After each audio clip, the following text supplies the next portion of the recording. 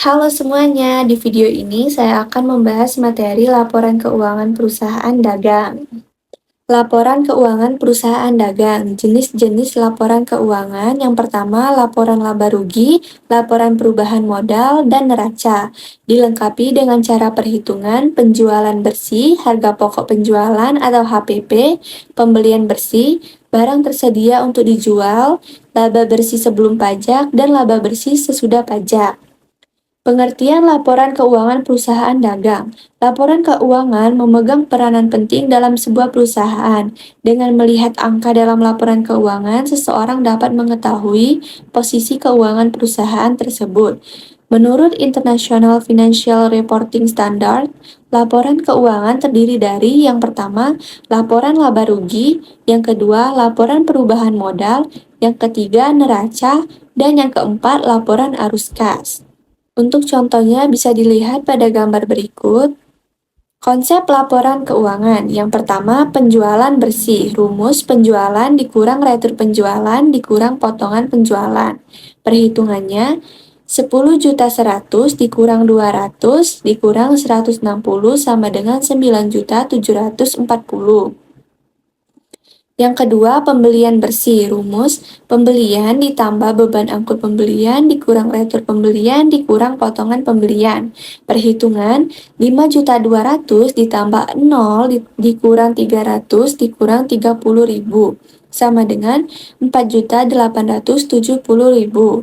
Yang ketiga, barang tersedia untuk dijual. Rumus persediaan barang dagang awal ditambah pembelian bersih.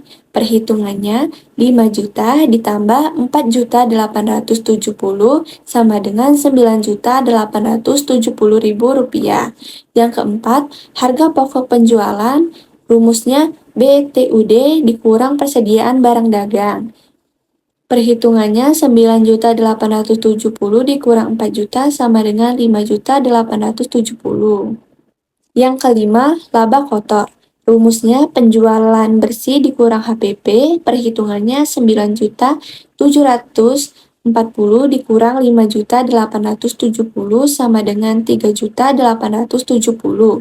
Yang keenam, laba bersih sebelum pajak. Rumus laba kotor dikurang total beban selain pajak.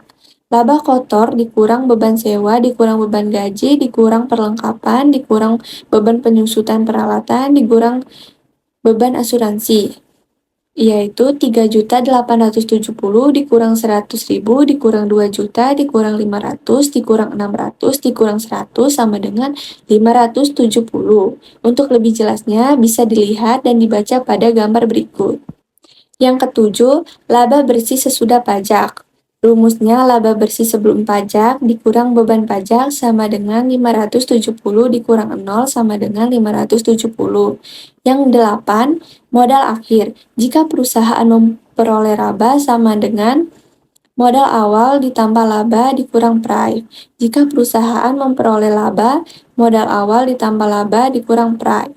Modal awal ditambah laba dikurang price sama dengan 24.700 ditambah 570 dikurang 300 sama dengan 24.970. Untuk contoh laporan laba atau rugi bisa dilihat pada gambar berikut ini. Laporan perubahan modal, dan untuk contoh neraca aktiva sama dengan pasiva bisa dilihat pada gambar berikut ini.